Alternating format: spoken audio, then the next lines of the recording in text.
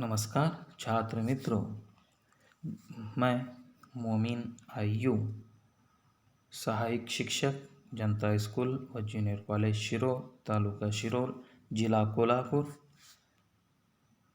पिछली ऑनलाइन तासिका में हमने रस कक्षा 12वीं के लिए अध्ययन करना शुरू किया था, जिसके अंतर्गत हमने विवस्व रस और रौद्र रस, इन दो रसों का अध्ययन किया। आज की तासिका में भी हम रसों का ही अध्ययन करेंगे। जो दो रस हैं उनका अध्ययन हम करने वाले हैं, जिसका नाम है अद्भुत रस और श्रृंगार रस। तो सबसे पहले अद्भुत रस की परिभाषा जो है उसको देखेंगे। देखिए, पढ़ता हूँ एक बार और फिर उसके बाद उसका स्पष्टीकरण या उसके जो उदाहरण हैं आपके सामने रखूँगा।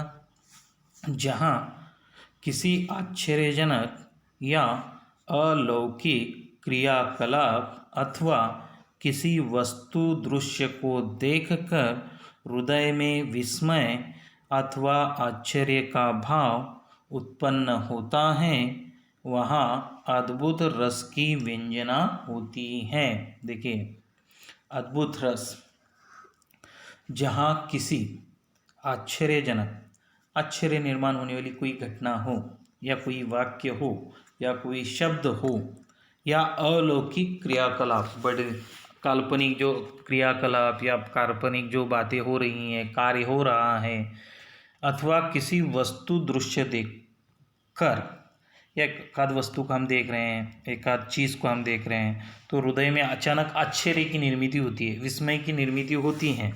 तो तब यहाँ पर क्या होगा? अथवा आश्चर्य का भाव, विस्मय या आश्चर्य का भाव निर्माण होता है, उत्पन्न होता है, वहाँ अद्भुत रस की व्यंजना होती है, अद्भुत रस निर्माण होता है। अद्भुत रस का स्थायी भाव जो है वह है आश्चर्य ही। मतलब जहाँ जहाँ आश्चर्य निर्माण होगा, हमें अद्भुतता दिखाई देगी, वहाँ पर होगा अद्भुत रस, समझ में लीजिएगा। और यह आपको लिखना पड़ता है।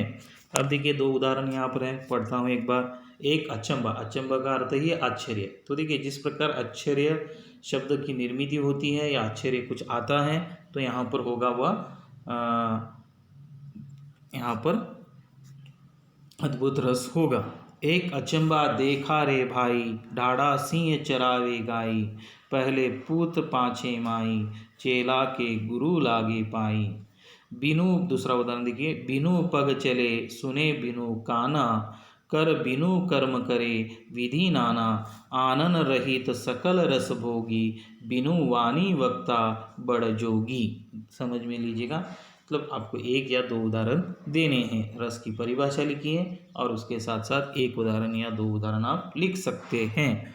अब जो दूसरा रस है, देखिए अगला जो आज की तासिका में है, श्रृंगार रस। जहाँ स्त्री पुरुष की प्रेमपूर्ण चेष्टाओं या क्रियाकलापों का श्रृंगारिक वर्णन होता है, वहाँ श्रृंगार रस की उत्पत्ति होती है। श्रृंगार रस यानी प्रेम की भावना, और प्रेम की भावना बनाते समय यहाँ पर स्त्री और पुरुष, यह जो दो लिंग भेद हैं, यह एकत्र आकर कुछ क्रियाएं करती हैं। प्रेम भरी बातें करना, प्रेम भरी कृतियाँ करना, कार्य करना, और ऐसी जो क्रियाएं होती हैं, तब जो रस की निर्मिति होती है वह है श्रृंगार रस। और श्रृंगार रस का जो स्थायी भाव है वह यहाँ पर है प्रेम। यहाँ पर श्रृंगार रस प्रेम है, इसलिए प्रेम को निर्माण करने के लिए जो क्रियाएं की जाती हैं, चेष्टा यानी प्रयत्न, मतलब स्त्री पुरुष में प्रेम निर्माण हो रहा है और उसके लिए वह दोनों मिलकर अलग अलग क्रियाएं कर रही हैं, कार्य कर रही हैं, तब बनेगा यहाँ पर श्रृंगार रस। तो देखिए, जहाँ स्त्री पुरुष की प्रेमपूर्ण चेष्टाएं या क्रियाकलाप मतलब कार्य का श्रृंगारिक वर्णन होता है, और वह कैसे कार्य कर रहे हैं उसको यहाँ पर काव्य में श्रृंगारिक भाषा का इस्तेमाल किया जा रहा है, तब यहाँ पर वहाँ श्रृंगार रस की उत्पत्ति यानी निर्माण, तब यहाँ पर श्रृंगार रस की निर्मिति होती है, उत्पत्ति होती है। देखिए उदाहरण, राम के रूप निहारती जानकी, कनकन के नग पर छाई, याते सभे सुधी भूली गई, कर टेकी रही पलटारत नाही।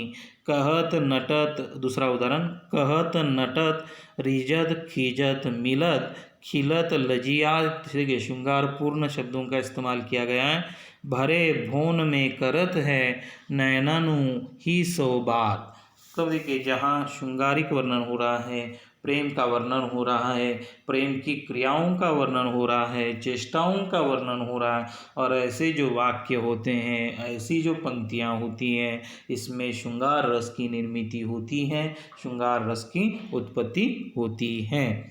तो यहाँ पर आपको आज हमने 2 रसों का अध्ययन कराया है। आपको पिछले 2 और यह 2 जो रस हैं उसको यहाँ पर पठित करना है। अगले जो 2 रस हैं हम अगली तासिका में देखेंगे। तब तक के लिए धन्यवाद।